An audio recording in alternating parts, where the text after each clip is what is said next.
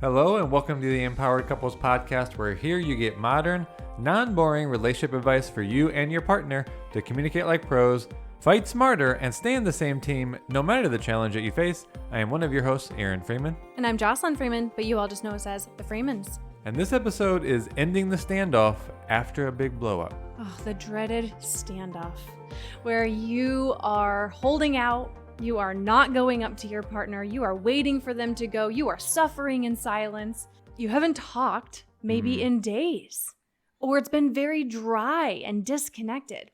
So we came up with this idea, right? Our whole book is called The Argument Hangover. So we are no strangers to that dreaded feeling after the argument, hence the term that we came up with. But it really stood out to us. We got a text message from a couple that we've worked with, and they were at one of their favorite spots. They're on vacation. I mean, they should be in paradise and in heaven with each other. And they were in a standoff. They had a couple really tense days, one or two big blow-ups, and they were in the standoff period where they could have gone the rest of the vacation not repairing and in that dreaded standoff. And then not only that, because I mean, vacation, that's a terrible time for that to happen.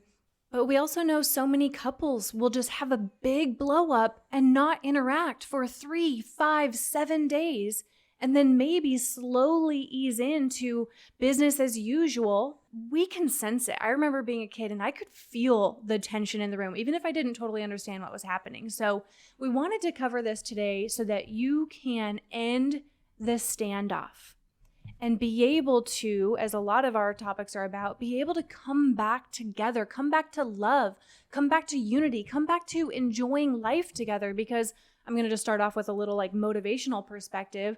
We only have so much time. We don't know if we all have just this week or if we are going to be blessed with a month, 5 years, 30 more years. We don't know. And I know that can feel like a big jump to make, but I just want to remind us that we can think, oh, it's just a few days to let go, but that's a lot of life to give up in a standoff, I think. No, you're right. And we want to dive in today about what keeps you in the standoff. Someone has to end the standoff. Someone has to initiate repair. Someone has to, well, that's basically it. I was going to say like wave the white flag or come across the battle lines. But no, it's as simple as putting your weapons down and coming to repair. But that's not as easy because of your mind and emotions. And that's basically all that's ever happening, right? It's some combination of you observe something in your outside world and you have emotion or thought about it, and then that drives action. That's all a human being kind of is. Maybe a little bit more, but basically.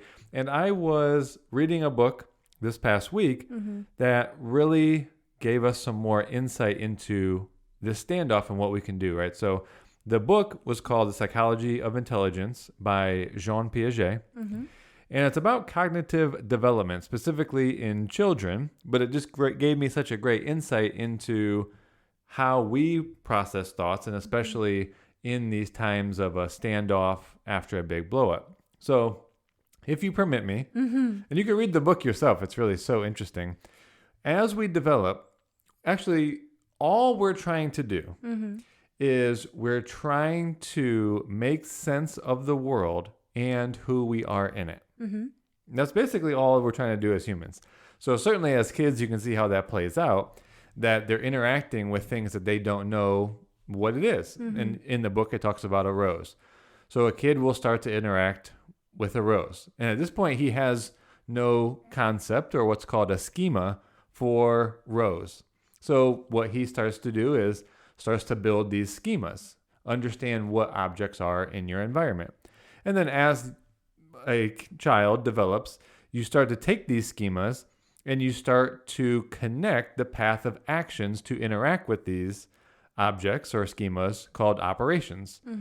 So if a kid goes and is interacting with a rose and then grabs it and the thorns prick him, it's like, okay, I built a rose schema. And in that rose schema, it has a stem, it has roses, and you start to build operations. Well, if I take my hand, which would be almost its own schema, and I grab it, that operation is going to cause me harm and pain. So you start to build this database. It is a database. You have a database of the schema, and then you build a network of operations that tells you how to interact with the world. Now you think, well, I'm an adult. So, well, that only means that your schemas and your operations are just that much more complex. Because you start to then build larger abstractions. And what we start to do as adults is start to include avatars of ourselves built upon layers and layers of schemas and operations. Then we have what we call our past, what we've tried before, things we think we failed at. And what we basically start to do is we can run simulations of like avatars of ourselves to determine how certain paths of action, if we decided to take them, would likely play out, all based from our past experience. Well, what that means too is that if you start to build these schemas and the avatars, then of how you think conflict is going to go with your partner. Yeah, exactly.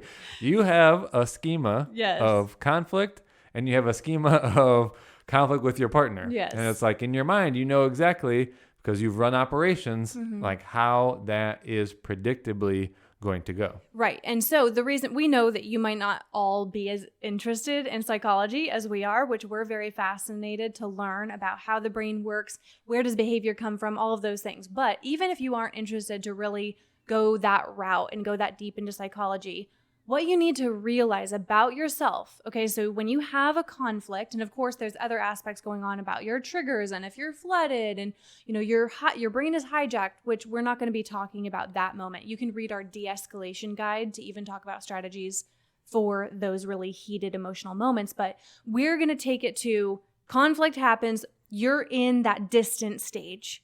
So you're now getting space from each other, you're not talking. The thing is, your brain, it is going to do a few things. And it's going to be a little bit different depending on your schemas, right? And how your brain has developed and how your thinking works, because we're all a little bit different there. But your brain is going to be biased, regardless, right? It's going to be biased in your favor, of course, because we need to have a positive perception of ourselves usually, right? We need to see ourselves somewhat as the good guy or the victim. It's them. They did it. They're wrong. They're terrible. And so we have to know that we need to challenge that bias and that we need to be a little bit objective and be able to say, okay, I know that they've done some things wrong in this situation, but what's my part here? Right. So we're going to weave in some of the like quote unquote solution to ending this throughout as we talk about it. But we need to be able to reflect on our part in this situation. So we need to, number one, understand that our brain is biased. So it's going to filter information and it will even build a stronger story. So depending on if you've been arguing more frequently recently too, and it's maybe been a bit of a rough patch, it's been a hard season, now you have even more evidence in a compressed period of time to really strengthen your story, whatever your brain is saying. And it's going to sound a lot of times really dramatic, or sometimes even people catastrophize things. Mm-hmm. They are horrible and I don't know why I married them. I mean, the brain can sometimes take it really far. Why am I even with them? And maybe I made a terrible choice and they're just terrible at this and that. And I know it can sometimes even feel like, I don't even want to admit that to some people, but we need to know, okay, my brain has this schema to catastrophize things. And my brain is going to build up a story and a narrative because that's how it works, is trying to collect data and information to prove a certain point. Which would be likely to keep you safe, to protect you. Mm-hmm. So you're going to have all of these different layers of schema and operations that you will now run in these moments to basically justify a next action. So, you build a representation of yourself and, an abstraction of, well, this pattern, this feeling that I have, which feels really bad, is going to continue. So you play out this narrative of, well, my partner's going to keep doing this pattern because I have confirmation bias that it's going to be the case. I feel really bad. This is familiar, mm-hmm. and I don't see anything that's going to change. So you run that through, mm-hmm. and then so you think to yourself, maybe this isn't the relationship that I should be in. Mm-hmm. So you run that through as a possible option to get relief from the pain that you feel. Exactly. And it compounds and it compounds. And the thing that I've really had to learn to practice is just that self-talk and really observing what my mind is doing. and going, oh, okay, I hear you, brain. I hear you. You are saying all these catastrophizing things and you are villainizing him right now. And you think you're the victim in the situation. Okay, I hear you. Let's just think this through. And so being able to have a conversation with yourself, no, you're not crazy. It's self-talk. It's being able to introspect. It's being able to be an observer of your thoughts and not let your mind control you, right? Not because you can engage with your brain in a particular way. You can ask it more useful questions. You can run a different possible scenario. Yes. If you did that with one avatar of yourself, you can do it with another one. Right. So you could say, well, what would it look like if we changed our patterns, for example? Like run a scenario in which not only do you initiate repair, which maybe this is one you should run. Like, well, that could happen. I could leave this marriage, or let me run do I have a schema for repair, which is our 5R process, the making up moving forward guide. Oh, you know what I do? I learned a few tools. Yes. So it's like, oh, well, let me run that one through. What if I was one to repair? Yeah. What if I started the conversation like this? What if my partner was receptive? What if I then took responsibility? What if I used active listening to hear them out? What if that healed everything? What if we both were able to make agreements and we move forward and then we change the trajectory of our entire relationship? Like, you have that option to run that avatar version of yourself and that simulation. Yes. Now, I know that probably sounded like, even when you just said simulation, it sounds like so sci-fi. And look, we are people who have feelings. And so we aren't trying to know what we just talked about is very much about the brain and the mind. And in just a moment, we're going to address feelings because, you know, there's a lot of talk out there, even in content online and even things we talk about, which is, you know, being able to validate feelings, you know, feelings over facts. We have to, when it comes to a relationship, feelings trump facts. So we're going to address that in a moment. But I know that some of you sometimes get cut off from these episodes. You have to go do something. And I don't want you to miss two things, right? Number one, 4 more tools to break up these patterns, to change the way that you handle conflict, be able to communicate better. We have just a few seats left for our in-person couples workshop in Arizona on September 10th, 2023. So a few spots left. Come meet us in person, spend a day with us. It's amazing because the majority of couples signed up are traveling in from out of town, which is so awesome. So don't rule out a weekend trip to come spend with us. So the couples workshop, we're actually going to be focusing a lot on breaking up a lot of the conflict cycles, what takes you out of communicating effectively with each other. And then second, you referenced the Making Up and Moving Forward guide. I just want to say that it's just a must get, you guys. Like, you just want to have the Making Up and Moving Forward guide on hand, be able to walk through our repair process. So go to the link in the show notes, thecouplesworkshop.com for the couples workshop. And then our guide is at thecouplesexperience.com/guide. Both of those will be in the show notes. But I wanted to make sure we said those 2 resources in case you got cut off. Now let's go into the fun part around feelings. What makes it hard to run? I'm going to keep using the same language. What makes it really hard to run new simulations, especially ones that you haven't practiced as much, is going to be the feeling or the emotion that you're having. Because it is so strong, you feel hurt, and so you're just wanting to avoid feeling that more in the future. Yeah. And the thing about the feelings is they're valid in the moment. They're valid in the sense that you are having them. Yeah. You're having the feeling. So it's happening right now. And that's, something that does get stepped over from time to time. Like, it's easy to feel invalidated by your partner if they try to just give a solution. And so it feels like we're not accepting, you're not validating what I'm saying. You're saying what I'm feeling doesn't exist. Some people feel like gaslit. So your feelings are valid because you are having them, but it doesn't mean that they're necessarily true. They aren't necessarily true. Say more about that. Well, if I feel controlled, just because I'm having the feeling, it's valid because I'm having it. And there are maybe things that have caused me to feel that way. But the fact or the truth of the matter is, are you controlling me? Or is it based on perception? right? I mean, is it based on perception? Is it based on a trigger? Is it based on a memory? Is a inner child thing? Is a shadow thing? Is it just an assumption? Is it an interpretation? Did I miss a part of communication? I just off the top of my head did 5 or 6 different things. Right. And so that's just not the truth. Like, just because I feel something doesn't mean it's true, but it can be valid. Now, we make that distinction because likely what you need to do to get beyond the big blow up, to get beyond this argument, this standoff, is you do need to validate that this is the emotional state that your partner is in.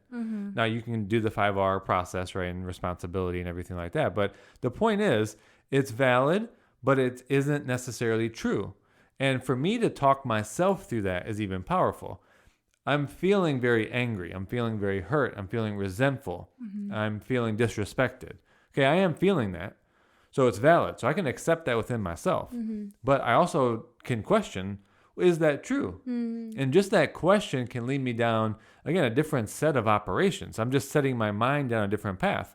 What question could I add? Did I miss a piece of data? Maybe I missed a piece of communication. Yeah. Maybe my schema wasn't, you probably wouldn't say this to yourself, but maybe my schema wasn't the right one. Maybe I ran a different operation. Yeah. And so you just want to start to go down a path of like self-questioning or self-inquiry. Yes. Because this is a part of deregulation or down-regulating yourself in these moments so you can start to move beyond the standoff because there are other potentials out there. To add on to what you're saying, what helps me in the moment, right? So when we have taken space, because we are human, we have disagreements, we've learned to de-escalate, right? That's one thing. But we still have moments where we get really upset at each other. We don't take it out on each other is one thing, but all right, there I am taking some space and I feel the anger in my body. I feel hurt. I feel like you did something wrong in that moment. The self-talk and being able to validate myself first, hey, I get it, Jocelyn. You're feeling angry. I understand. Breathe through it. And to your point, right, just asking myself more useful questions. What's this really about? Is this about Aaron? Is it something else going on in my life? Sometimes we maybe are overwhelmed in other areas of our life, or there's something else that didn't get resolved. And so this sparked it off. So is this connected to something else? Or what do I need right now? Asking myself a more useful question. So being able to engage with myself as opposed to get stuck by emotion. Because here's the thing, right? The whole point of all of this is that your feelings and your brain do not run the show. That's what will keep you in the standoff. And you know what happens when you stay in that standoff for one day, and then one day turns into 2, 3, 4, 5, and then some couples, they don't even really repair. So then really they're just trying to move on, but there's stuff in the clutter. We know that leads to a bigger argument the next time. But you know what happens when your feelings and your brain runs the show? As you don't come back to love. You don't come back to connection and forgiveness and partnership and respecting the other person. Instead, you're carrying this backpack of emotion, and I'm the one that was a victim in the situation, and there's no repair. And that's what we don't want to have happen for you, is that, yes, your feelings are valid, because we have to validate feelings. If we've learned anything about influence, it's that you can't influence anyone, including your partner, if you reject their feelings. Because we are human beings, we are affected by them. So we have to validate, of course, hey, I get it. You're angry, or you know what, you feel betrayed, or you feel upset by what I did. That's the first step, validation.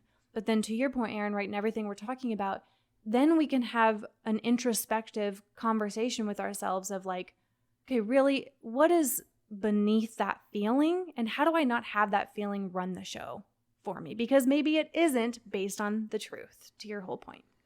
Those are really great points, and we're not saying that you're going to run through this 20-minute of thought process when you're in that moment. This is happening just so fast. So you do need to try and create this gap. Really, it's a gap between the hurt feelings that you have and then the automatic operations, the automatic patterns that are run. And that's the connection you're really trying to sever. You can feel something, but it doesn't mean you have to react and run the same program of action, the same operations in your brain. it's by asking yourself these sort of different questions, you can then disconnect. Well, I can feel this way, but what am I actually committed to? Am I committed to staying in this standoff? Am I committed to being disconnected? Am I committed to, I ran this whole simulation of us getting divorced. Am I committed to that outcome? Ooh. Well, then if not, then why are you continuing to run it? Then take responsibility. It's you. This is your marriage. Don't let this be up to your partner, even if you feel like you're the one that's been hurt or vice versa. It's like, well, how long are you going to wait? And what is the future that you're actually committed to? So that's a way to disconnect the feeling to the standard operation. And now your brain's out to find a different path. Well, I don't know. I honestly don't know how the repair is going to go. But you know what? I'm committed to doing it as many times as it's going to take, because I'm not getting divorced, and I'm not going to do that to the kids. And I'm not going to let this little conflict that came up ruin all that we've planned. And yeah, we know that there are longer term things like, is this going to keep happening? Do we have the right agreements in place? Is my partner really understanding my needs? Do I feel like I get to be expressed? And that's a good time to get support, right? If you feel like you're stuck in the pattern, that's why an outside perspective can be so helpful, whether that's a coach like us or a counselor, getting that outside perspective if you keep looping over and over again, which again, that's why it'd be great to come to the couples workshop, right? Because we can interact with you, we can support you, which by the way, at the workshop, you're not sharing publicly with everyone what's going on in your relationship. We're not asking you to air everything to them. You are at your own table, privately going through the exercises. We can come by and support you, but we honor that privacy. So just come to our in-person couples workshop September 10th in Arizona. This is 2023. So go to thecouplesworkshop.com to join us. If for any reason you can't, because we know we have a lot of international listeners, really use our Making Up and Moving Forward guide, right? That's why we created it, because we can only do so many private sessions with couples. We can only have so many couples at the workshop. So get the Making Up and Moving Forward guide to help you repair faster, because we don't want you to lose days of connection, of life. We need to repair faster. We need to be able to in the standoff, right? The whole premise of this. So we hope you enjoyed this episode. And if you are a new listener, then make sure you hit subscribe so that you can hear future episodes, always covering great topics. And it would mean so much to us if you would hit 5 stars as your review on whichever platform you're listening on. That helps us a ton. But we are grateful for you all, and we will talk to you on the next episode.